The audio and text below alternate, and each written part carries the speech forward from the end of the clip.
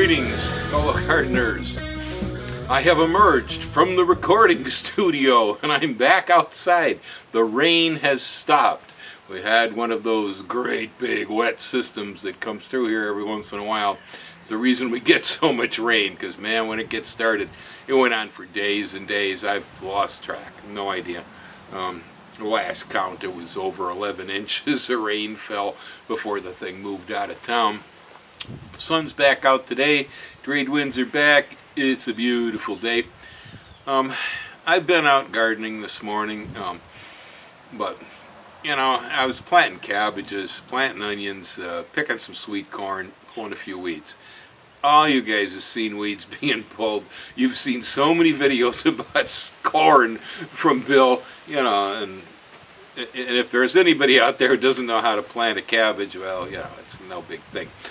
Get them in with the roots heading down, the top heading up, you'll be fine. So, since I have been pouring music out there for a while because there was really nothing else to do while the rain was coming, now I'm back to gardening. And today I would like to talk about making the world a better place through gardening. It may seem naive, but I believe in it very much. It's, for me, been a life mission. Now, gardening is not the only way that I have attempted to try to make the world a better place, but I believe that gardeners, at their hearts, most of them actually intend to try to leave something that was better than the way they found it. This is not unusual. That's the sort of people that get involved in this. I mean, some of us are just hungry, you know, and so on. There's a lot of reasons why we garden, but it's pretty basic that I think most of us have a sense of pride towards the work we've done, how we've enhanced environments. I know in my case, it seems like almost every time I put a shovel in the earth and go, here's where the garden's going, I end up hitting the debris of humanity. I will dig up every type of trash you can find, from old tractor batteries and leaky bottles of oil, ooh, gee, you know, all the way on out to, in Wisconsin, I once dug up a medal from Kaiser Wilhelm to one of his soldiers. You know, a lot of Germans settled in Wisconsin, I guess. In California, we dug up Indian arrowheads in the backyard. I mean, we found artifacts even. So it seems as if land that had been degraded by dumping garbage almost always seems to be where I end up attracted to the spot to improve it and enhance it. So I do believe that we, as gardeners, like to leave the world in a better state.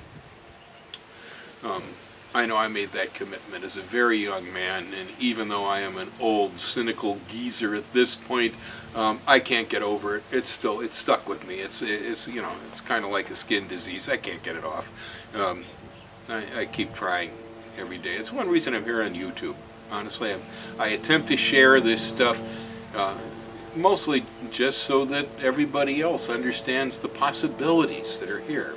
As I said, it may sound a bit naive that I believe gardening leaves the world a better place, but actually it's all small steps, baby steps. It's simple stuff. It's the little things that actually count. Very few of us will ever, you know, make an impact on the world like, say, Martin Luther King or Mahatma Gandhi, you know, or whatever, you know, pick your hero, whoever it was. Very few of us are going to do that. The vast majority of us, if we're lucky, get the Andy Warhol 15 minutes of fame, or these days it's 15 seconds. Nobody's got 15 minutes. You know, so that's at best. And so when we're trying to do positive things here with our lives, they're usually little things. You have to watch for them. They're generally little things. But they're progress, and it's a direction, you know. I hear from younger people frequently, actually, who express concern about the state of our world today in the 21st century. Some people feel, wow, I'm so young, and you know, North Korea is going to throw nuclear warheads on us, and I'm going to die before I accomplish anything, you know, or get to do something, or the nervousness over the fact that the world is so dangerous. You know, I mean, I remember when it used to be fun and relatively safe to travel in Mexico. I will not do it anymore. It's just not the place for me. Drug cartels and all that make a mess out of it. You know, I've been invited by friends to come visit in the Middle East, for instance. No way, you're going to find me there. I won't. I'm not going to show up. I don't need that trouble, you know, and so on. So it's a weird world. It really is.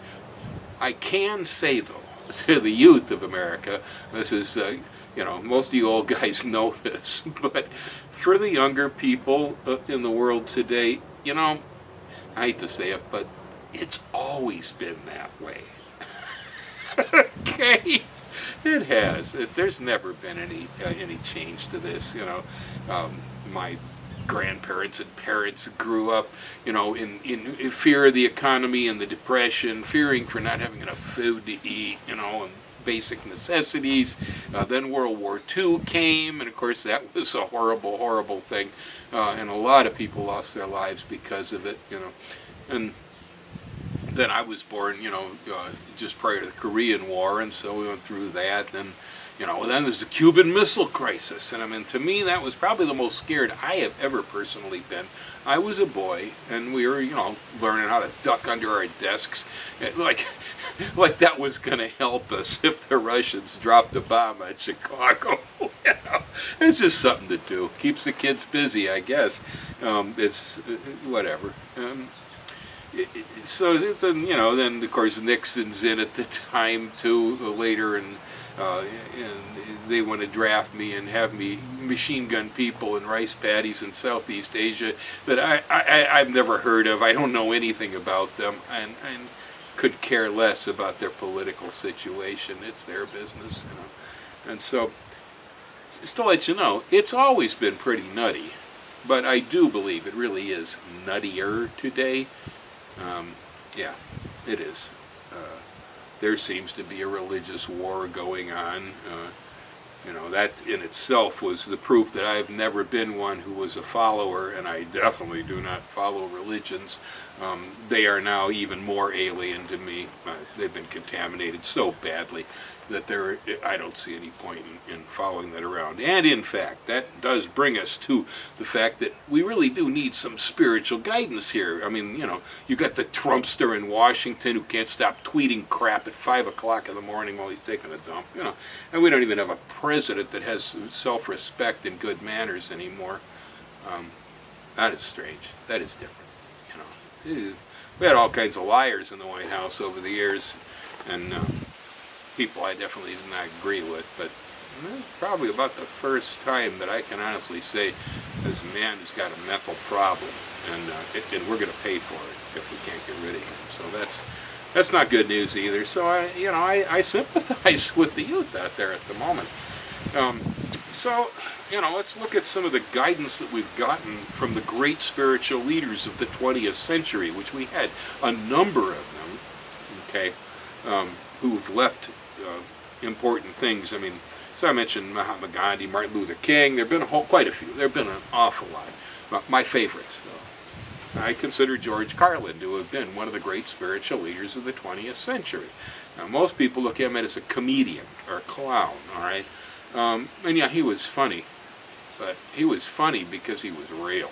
What George talked about, and the way he talked about it, he was telling us some stuff, and a lot of what he said was really, really serious.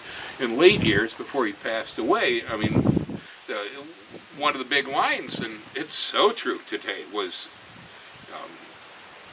it's all bullshit and it's bad for you. It's real important. It's the truth. It is. George was right. It's all bullshit and it's bad for you. Don't pay much attention to it. You know, we've got others out there, John John Lennon was another one. I consider him to have been a great spiritual leader. And on top of it, he was a martyr, gunned down in New York before his time. And Lennon had his songs. One of them, I don't believe in Jesus, I don't believe in Buddha, but I do believe in me. Okay, and that is so important today. Don't follow leaders. Watch your parking meters, like Bobby Dylan said. Okay, listen to your own heart. There's so much garbage media out there. There's absolute falsehoods. There's the Russians trying to sway the election on Facebook. There's all this BS. Guys, TV commercials, they've always been garbage, and so on. But today there seems to be that truth is hard to find. It's so hard to find. And places where we should be able to trust and respect the word, we really can't anymore. We tend to have, a lot of our leaders tend to be just a bunch of lying scoundrels, out for themselves. It's like right now they're telling us in Washington, oh, you got this great tax bill that's come, we're going to give the middle class, a tax cut. Well, this is, again, more of Reagan trickle-down economics, which is failed. It failed for Reagan, it did not work, and it will not work for the current administration, most likely, either. It basically is shifting all the wealth upwards into multinational corporations who will give the money back to their shareholders. So if you're invested in the stock market, you might get something out of this. But if you think you're going to get a job from GM because of it, it's not likely. Or that you'll get a pay increase, don't count on it. It's tax exemptions for private jets. Who are we talking about? Who are we trying to kid? Okay? As George said, it's all bullshit and it's bad for you. Do not believe it. Listen to your heart, because this was basically an overthrow by the mega rich. That's why the Electoral College thought to put Trumpster in there, because they figured he'd do their bidding and they'd get out of it what they wanted. The rest of us are going to end up paying for it eventually, because they're creating a massive deficit in the future. These are all the guys that were supposed to be, rein in balanced budgets and so on. It's just a load, all right? Because the debt they're creating from this tax bill, if it actually gets through, we'll end up paying for it in social programs. They're going to blame Medicare for it.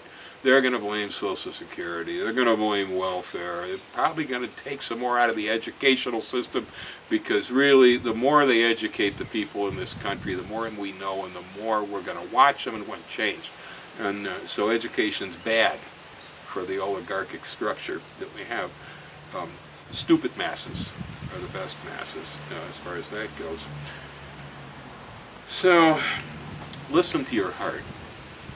It is the only one place where you will hear truth. Okay, we lie to ourselves plenty too. That happens, but I trust my own judgment, and so learn to listen to your heart.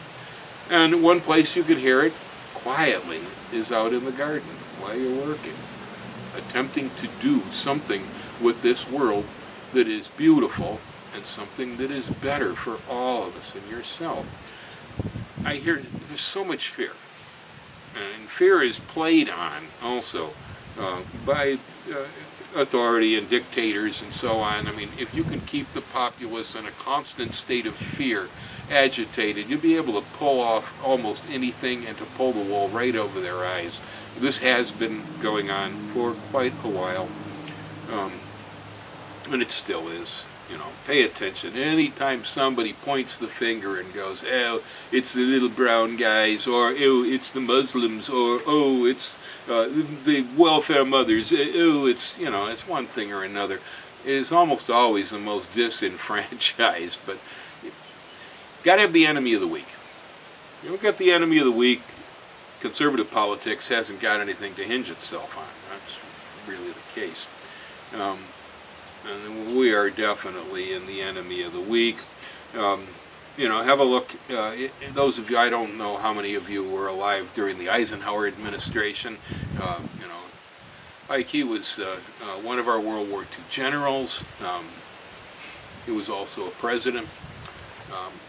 He was a smart man, and he knew a lot because he'd been in positions where you will know things that most of the rest of us don't really know anything at all about. He had top secret clearance, and his parting shot before he left office was the famous military-industrial complex speech. And if you have not heard it, I highly recommend you go back and listen to it, because Ike knew exactly what he was talking about. No conspiracy theory here, people. This was a president, okay, and a general, who let us know that if we are not careful about what's going on, that the collusion between our government, political structure, our leaders, the industry that creates war machine and endless war will become one single force, military-industrial complex, okay? And these days we got the enemy of the week, we got the war of the week, okay? Trouble pops up everywhere, and the whole Arab Spring uprising and so on. We're looking at almost faceless and uniformless and not national enemies. These people come from anywhere. They look like anything. They wear anything they want to, and so on and so forth. So it isn't like, where when we settled this country and took off against King George, they come marching down the road in redcoats, and we pick them off with squirrel guns. That isn't the situation anymore. And there is really no way to fight these wars that we've gotten ourselves involved in. People are like, well, we'll turn it into glass. It don't work either, man. They tried that in Vietnam. It didn't work. So, problem we got is the more we come up against a foe, the more we oppose it and the harder we push on it, the harder it pushes back. This is an excellent example with the kid with the bad haircut in North Korea dealing with the guy with the bad hairdo in Washington right now. I'm not saying anything there is right. I'm not going to criticize past leaders. They did what they did. The current one, the situation wouldn't be as bad if he'd learned not to mouth off. There are ways to do things and ways not to do things, but getting in that guy's face is just going to guarantee trouble. That's all. It's making trouble. So, back to Ike and the military-industrial complex. This guy Trump got set in by a bunch of really rich people in our electoral college, and most of them are involved in the manufacture of weapons. Death is the U.S. #1 economy. Anybody out there who thought it was cars or TVs or Silicon Valley or whatever it is, there's nothing that makes more money for us than war or death. We make bullets, we make bombs, we make assault rifles, we make pistols, we make landmines, we make nuclear warheads, we make jets, we make rockets, on and on and on and on. And we sell them to anybody across the planet. Plus, we get ourselves involved in just about any place where we can possibly use these things. I mean, what's the point of having a well-supplied military with a lot of cutting-edge weaponry, unless you have a use for it? The use is mostly created. As far as learning to live above and outside the box, which is really what's important here, so you're not dragged down in the mire by all of this, because most of it is bullshit and it's bad for you, George Carlin. You got to be able to ground it. You got to be able to take what's coming at you. Don't let it snag internally, because it doesn't have to. There is no need to necessarily react to everything that comes our way.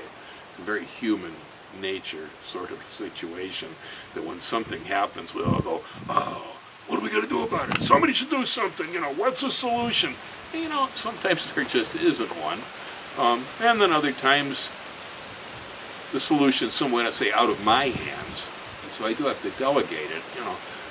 There's a lot of situations like that. But no matter what they're up to out there is a human illusion. It is not my life. Okay, my life is what you see here. This is what I live.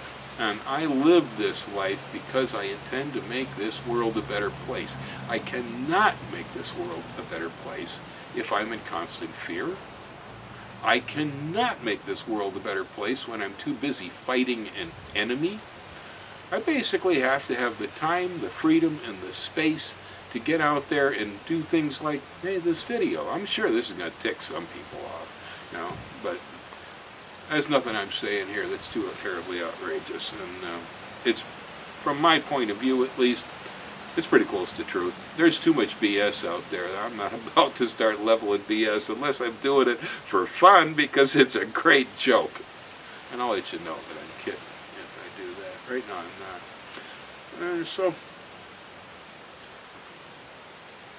you know, I have to learn to be able to ground all this material, allow it to flow through us without snagging, and to create our own space within it of peace, within our own minds. That's where peace starts, always. It starts right here. It doesn't start out there somewhere. If the world becomes a better place, and if there's peace in this world, that only happens because the individual has made that step. And so, again, gardening, great way to find peace. It really is. It's a good way to get some good food. It's a great way to save some money. Save some money. You might be able to use some of that money on something that's really important in your life, you know. Probably live longer. Probably be healthier. You may, like me, have a little gardening channel on the internet. People watch, listen, learn, and come back, talk to me. You know, I have kind of a social organization, I guess, around folks that listen to this stuff. It certainly makes me feel better when somebody watches a video on fruit and raspberries and comes back and goes, Bill, right on video, best I've seen. You know, wow, how do I feel? I feel good. Well, I made the video just to help other people, you know. And so it's not naive. It's not naive. Basically, the way our world is an illusion. It sounds zen, I know. But here, listen. The world is an illusion because the human mind creates its own realities. Right? When we think something, it happens for us. And so what we believe in is the reality of the world from our point of view. I am the center of my own universe. Not yours, not theirs, and not the universe at large, but I am the center of my own. And one of the ways that I filter and decipher all the BS is by stepping outside of my humanity. As long as we believe within our collective consciousness of human beings in hate, in war, in opposing spiritual forces, and arguments between religions, and on and on and on, political philosophies and so on. As long as we do this, it's going to go on like this. Well, guess what? All the stuff we're batting heads over, it's smoke. It doesn't even exist. It only exists because we believe it exists. When you make an enemy, you make an enemy because you decide the person's an enemy. When you decide to retaliate against them, that happens because you decide to do that, okay? And if instead you decide to make the world a better place, if you decide to find peace within yourself and you decide to share that, instead of sharing fear, and instead of looking for leaders, this is a very dangerous thing. Ordinarily, some of the world's most famous dictators usually stood up and said, I will change the world for you. You know, Hitler, Germany was in terrible condition.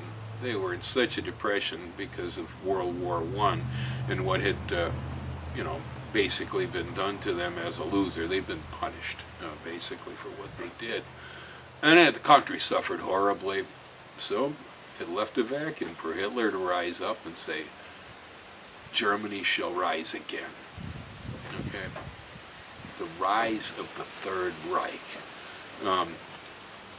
And they created a lot of baloney to support how this was an Aryan thing. It had to do with, you know, the Aryan Knights and all this crap. It was such a, again, it was an illusionary thing. They just made up history even to be able to support their viewpoint. Well, we're basically dealing with a very similar situation today. We have a president who says, "I will make America great again." All right, well, Germany shall rise again, and I will make America great again. And not a lot of difference there, folks. It's real close. All right, it's real close. And me, when I heard this, I was offended. Because as far as I'm concerned, America is a great country. I love this place. I've been here my whole life. And whereas there are people in this country that I haven't got anything good to say about, and some of our ideas I think are faulty, nevertheless, it's a great country. The fact that I'm able to say this without being hauled off because of it makes it a great country. And, you know, if you don't want to believe the media, or if, you know, Yo-Yo with the bad hairdo thinks it's all fake, well, make your own. That's what I'm doing here, okay? I am my own television station, so to speak. And me, I want to focus on things that really matter in this world. The things that really matter, maybe the things that even you can take with you, I don't know. I don't know what goes with us, but I know that there are a lot of things we consider to be important here, like money, like power, okay? This stuff doesn't go with you through the grave. Perhaps your love, maybe your goodwill, maybe your friendship, maybe the peace you create here. Who knows? You know, who knows what? I don't know the answers, but it seems more logical. It seems much more logical to me that love, because it's one of the commodities that you can't buy it, you can't destroy it, you can't burn it, you can't drown it, you can't do anything to love. Yet we all know it's there, we all know what it is, and it has tremendous power. I mean, deny that love doesn't have power, right? Yet it's not even there. It's not a physical thing. It's not even like sand, you know? You can't do that to love. You can't touch it. So I figure it's pretty strong stuff. It's pretty strong stuff. Probably important. I don't know. A lot of spiritual leaders have said it was. I believe them on that point. So,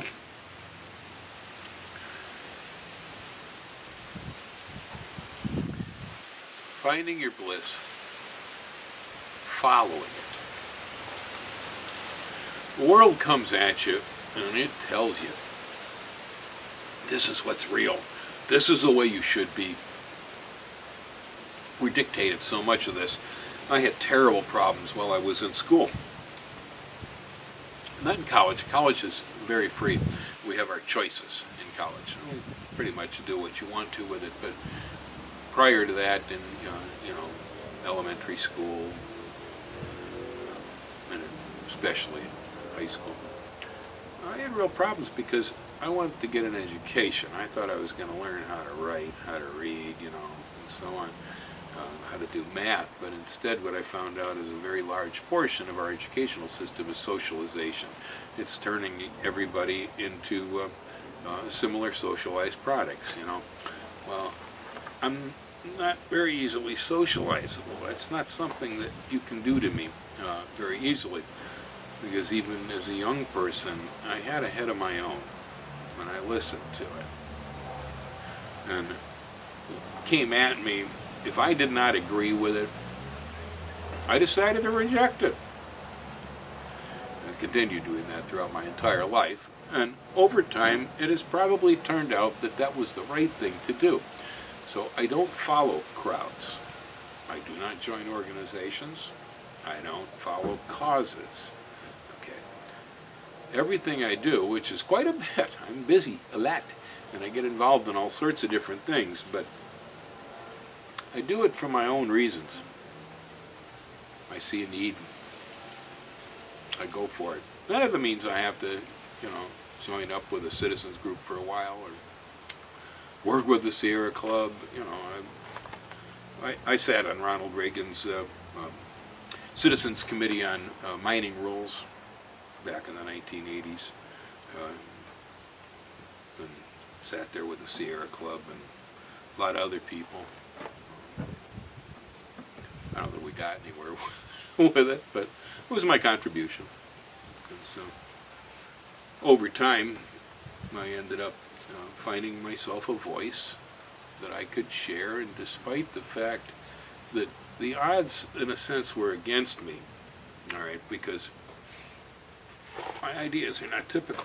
And when you're not typical, and when you don't join crowds, you end up having to live on your own, and so you can find yourself alienated. There were many places in life where I probably could have, climbed corporate ladder higher than I did, or maybe made more money, who knows. If I'd been more docile. I'm not. I'm hard to wrestle down. So, about fear. There's a lot of it. A lot of it out there today. And basically, I see fear as being just an idiot laid on the dashboard of life. It does indicate that there's something out there that may need some attention. And not always. Sometimes it's just we think it needs attention. But whether it's an implied or just a real fear, again, it's just that red light goes off on the dashboard and says, whoops, better have a look at this. That's all fear is. Fear in itself, if it becomes an issue as it has today, where people are just plain afraid, that's, we have nothing to fear but fear itself. Really, that's the truth, because it'll crush you. You'll never get anything done in a state of fear. It will ruin your life. It will destroy your families. It ruins our society. I'm not a person who's afraid of much anything. Why? Because none of us get out of here alive anyway. I mean, the basic reality of being alive is that you will die, all right? There's only two guarantees in life. One is if you come in one door, you're alive. If you go out the other, you're dead. Only guarantees. Nothing else is guaranteed here. Not a thing. And if you think it is, well, it's fine and dandy, but realize that that is a controlled folly. It's not actually real. Life is full of controlled follies, and particularly when you think for yourself, you're going to find yourself living within a society where so many people around you just don't get it, because we tend to live within human illusion of consciousness. And so it's important, I think, sometimes within our lives that we actually look at situations as they come to us and analyze them from the viewpoint of a space alien. Analyze them. I use a toad often to have an alter ego. He's a toad. And why do I do that? Because when I become a toad and I look at humans, boy, you guys are silly. Oh, from the viewpoint of a toad, or if I'm a space alien and I'm looking in from outside the planet, you guys are stupid. The things you worry about, the lines that are on the map that don't even exist, you can't see them from space, yet they're fighting over the lines, they're fighting over religion, they're fighting over political ideas. None of this stuff exists, except because we think it exists. It has nothing to do with the universal reality. The universal reality for us is that we have a sun in our solar system. By comparison to the rest of the cosmos and the number of stars and other suns out there, our sun is a grain of sand in comparison to the rest of everything else. There are billions of grains that size just in the one galaxy we live in. And there are billions of galaxies out there. Orbiting around that little speck of sand, there is a piece of dust. It's planet Earth.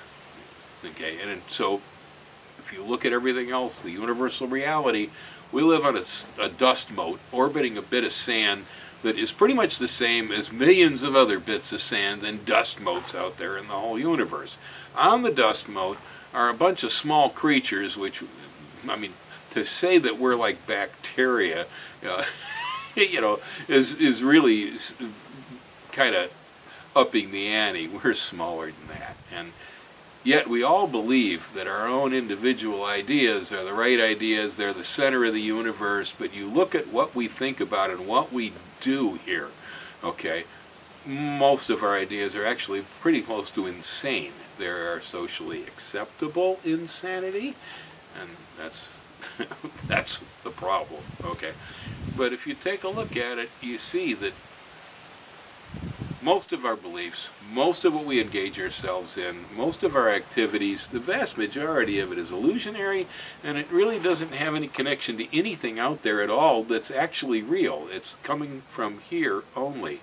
We've thought this up. Our government, we thought it up, you know. Our religions, we thought them up, you know. Our hatreds and our angers, we thought them up.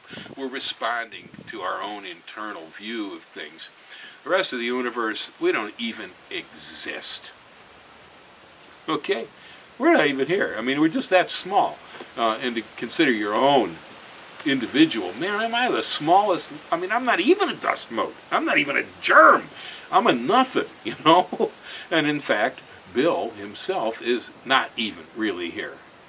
I'm emptiness, because you look at atoms. Atoms are spinning energy, but they're hollow on the inside. Between the electrons and the neutrons and the protons, there's nothing but empty space. So the particles themselves are empty space.